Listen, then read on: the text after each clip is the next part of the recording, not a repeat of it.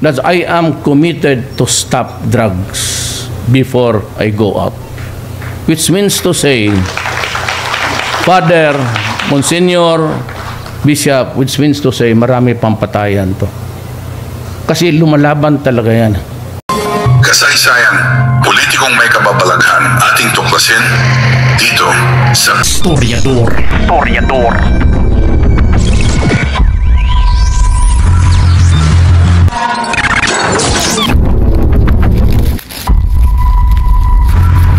Matapos ang isinasagawang Senate hearing sa Senado noong Oktubre 24, 2024 tungkol sa war on drug ng dating Pangulong Duterte, ay sumunod naman itong pagbulgar ng dating pulis na si Grijaldo, pinilit daw ng dalawang congressman na magsinungaling tungkol sa war on drugs. Tawag doon sa hearing sa Quadcom. Yes, Your Honor. Well, pwede mong i-share kung anong gusto mong i-share dito sa committee na ito? Yes, Your Honor. Right. Mr. Chair, Your Honors, sa ating lahat, magandang hapon. Allow me to read my opening statement. Matapos ang House Quadcom hearing na umabot ng 14 hours, dumating ako sa bahay ng madaling araw ng October 23, kasagsagan ng bagyong Christine. Hinihintay ako ng aking pamilya at nag-aalala at di nakatulog hanggang safety akong makauwi. Dala-dala ko ang masamang karanasan at hinanakit sa pangyayari, pero di ko agad nasabi sa aking asawa. Hanggang lumipas ang ilang araw, napansin niyang matamlay at di ako mapakali. Di ko matiis na di ko sabihin sa kanya, kahit alam kong apektado siya at may nervyos ang pag-usapan ay tungkol sa trabaho ko. With great courage, I confided everything to her. Kahit ito ay malaking problema, and it will affect us, and it will change on our normal and simple life. My career for almost 30 years of service, our personal and family safety and security, and maybe I will be condemned or be ostracized. My wife hugged me and started to cry and asked me why. I told her patagal na tayong nagsusumikap and we have to be strong and survive together. Mauna ni ang panahon nga magpakabanata means makialam.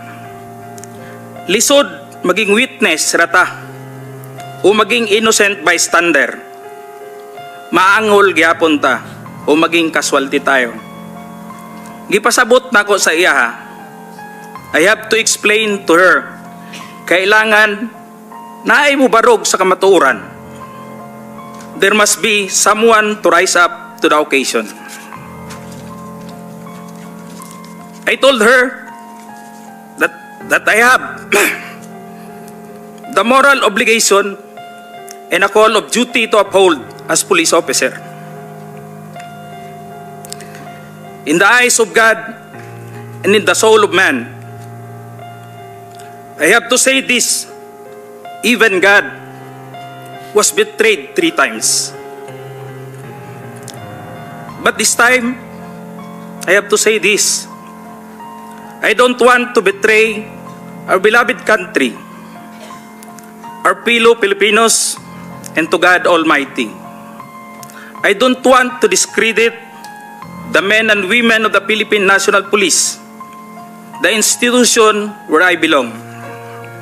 I don't want to destroy my beloved alma mater, the Philippine National Police Academy, who molded me with moral values to speak for the truth that I owe, and it's time to give it back the honor and respect. Your Honor, allow me to read my affidavit. Right. Sige. David, Yes, Your Honor. also submit a copy to us. Yes, Your Honor. Mahaba po yan? Ilang pages pa yan? Saglit lang, Your Sige, Honor. go ahead. Okay. Allow me to read, Your Honors, my affidavit. I, Police Colonel Hector U. Grijaldo, third level officer, presently assigned a personal holding administrative unit, Camp Crame, Quezon City, after duly sworn to, under oath and in accordance with law, do hereby depose and states that I have been dedicated to public service for almost 30 years. And since I took my oath as cadet on June 1, 1995, on October 16, 2024, I was again invited as a resource person in the 9th Joint Public Hearing of Committees on Dangerous Drug, Public Order, Safety and Human Rights, and Public Accounts of the House of Representatives scheduled on October 22, 2024 at 9:30 a.m. I, together with other invited PNP personnel, attended joint hearing in the House of Representatives. After I answered questions related to extrajudicial killings and the reward system, I was approached by a security personnel while I was seated in one of the witnesses during the hearing.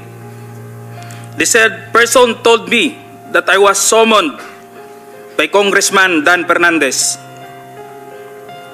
I went out of the room with the security personnel. When we were outside, he told me to go to the left corridor and proceed straight to the end room. While walking, I saw other witnesses who were standing in the corridor, including my classmate, Major Portalesa and Captain Anova, who was wearing a PNP uniform, and the latter acknowledged me by saluting. When I entered the room, I saw two lawyers of Police Colonel Garma standing inside the room. One of the lawyers approached me and then asked me what we are going to talk about. I said I do not know. After a while, Kong Dan Fernandez entered the room and he asked me to sit beside him on his right side. And then Kong Abante entered the room, sat far end of the chair on the right. One of the lawyers of Police Karma stood near at my back. Kong Dan Fernandez put the paper he was holding on the table and told me, "Ito ang sasabihin mong statement na ito," while pointing on the paragraph on the paper. Ito ang supplemental affidavit ni Colonel Garma. Sabihin mo, alam mo ang reward system. I-confirm mo lang. Kong Dan told me to read the said affidavit. However, I asked the copy of affidavit he was showing to me to read it. He did not give it to me. The lawyer of Police Colonel Garma said, "Ikaw lang ang pwedeng magsabi niyan," sabi ni Colonel Garma. I was puzzled and I asked myself, why me? I respectfully told him that I cannot confirm. They are saying as I have not read the affidavit. We went silent for a while. And then Kong Dan Fernandez said, while holding the affidavit, "Saan ka pwede?" "Dito, noong 1999, about DDS. Alam mo to, pulis ka na sa Davao nito." I politely told him that I was not still with the PNP because I was working with the Bureau of Jail Management and Penology in 1999 that time. After some time, Kong Abante asked me how many years those still I have with the PNP.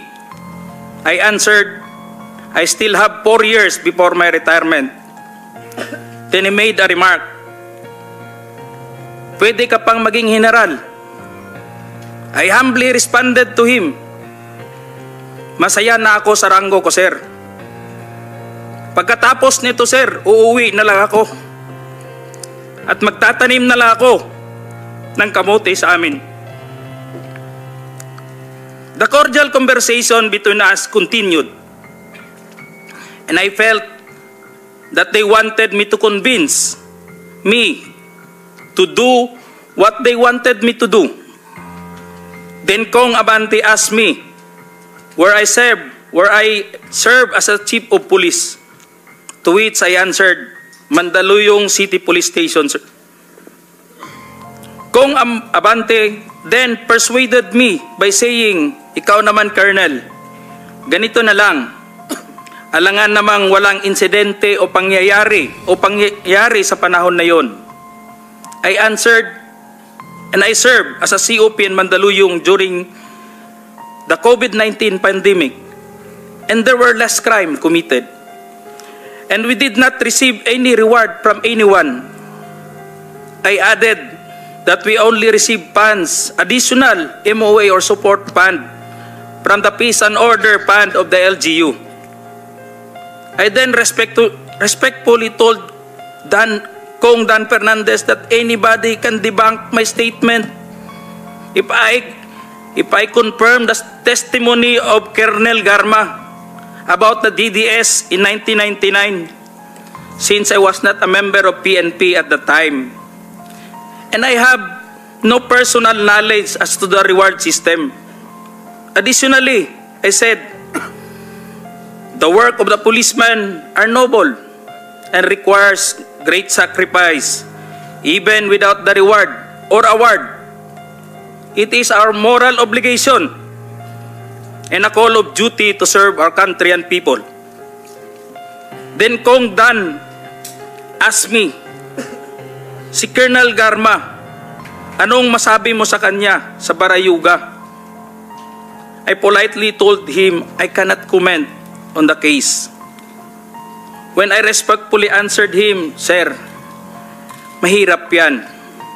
Kasama kami sa nag-iimbestiga at hindi ko alam kung anong kinalaman niya at may investigasyon din sa amin, baka ma-incriminate ako, sir. After the discussion, they did not give me a copy of the second affidavit of Police Colonel Garma. I felt that I disappointed them. Kong Dan Fernandez and Kong Abante left the room, while I and the two lawyers of Police Colonel Garma stayed in the room for a while. I presume that they are about to present the second affidavit of Police Colonel Garma. I asked the two lawyers of Police Colonel Garma why they have chosen me. They did not answer me and just stared at me. And that I went back to the hearing room. When I went back to the hearing room, I immediately called the attention of Police Colonel Lito Patay, who were sitting behind the witness table. We proceeded at the back of the lobby area when they suspended the hearing. I confided and discussed to him what happened in the room with Kong Dan Fernandez and Kong Abante and the two lawyers of Police Colonel Garma. That's all, Mr. Chair. Thank you, Colonel Grijaldo. What motivated you to speak before this committee?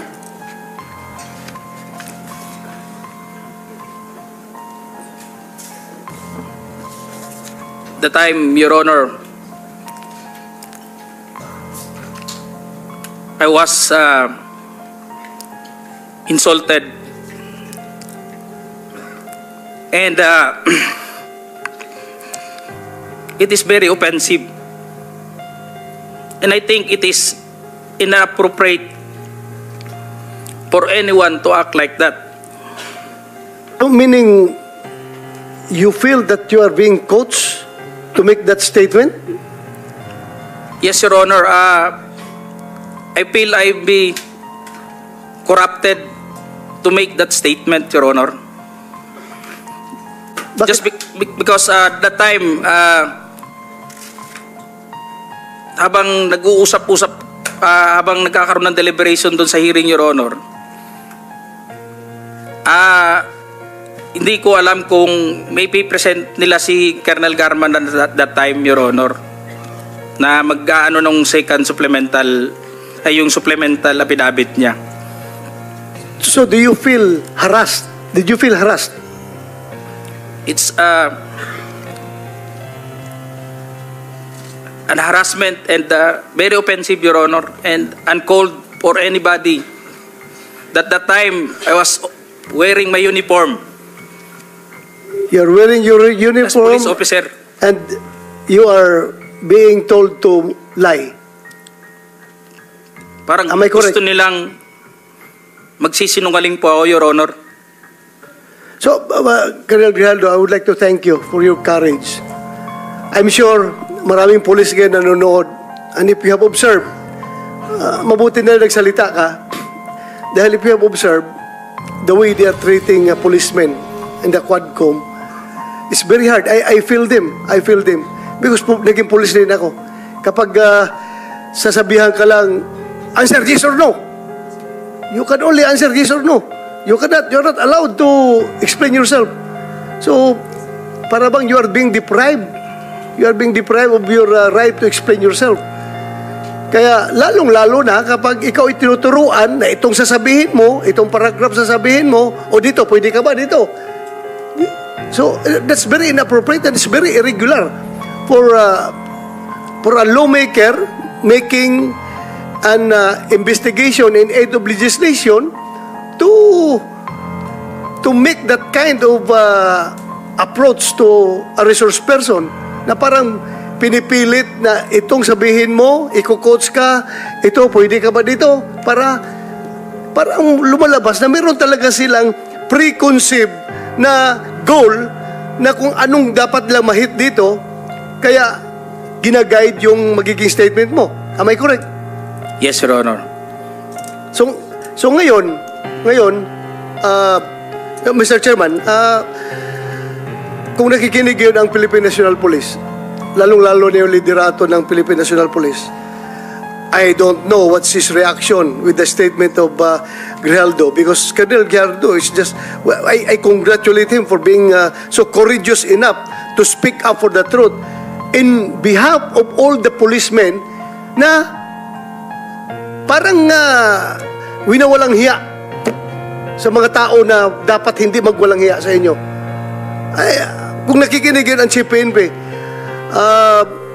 I hope this is your person, this is your man. Dapat dipinsahan ninyo ito. Huwag ninyo itong ilagay sa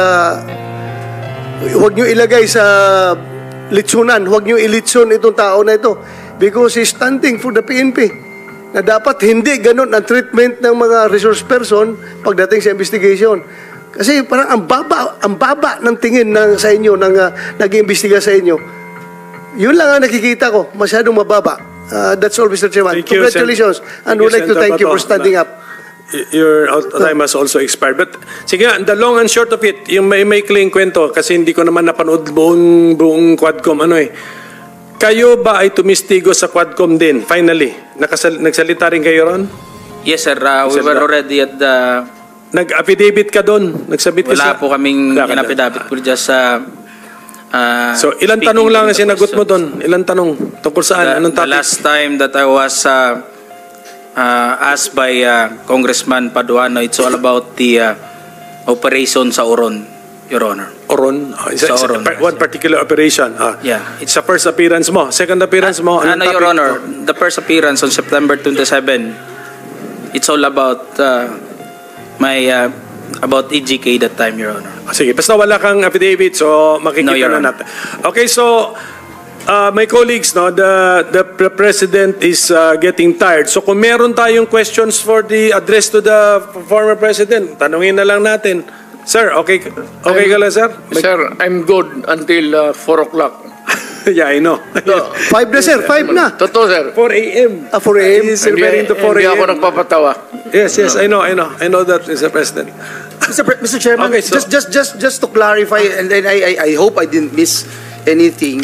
When Colonel Grijaldo made mention about him being asked to lie and being asked to be influenced by a legislator, he is by himself, Mr. President. Can you answer the There's question? no one in the room who can Witness. actually... Sino daw naka-witness ng exchange Is na there yun? anyone, sir? At present the time, the two lawyers of Colonel Garma, they were on the right side of at the back that time, Your Honor, because it was discussed in the table on this place, and it was shown to them also. It can be seen by the two lawyers because we are only 5 in the room, Your Honor.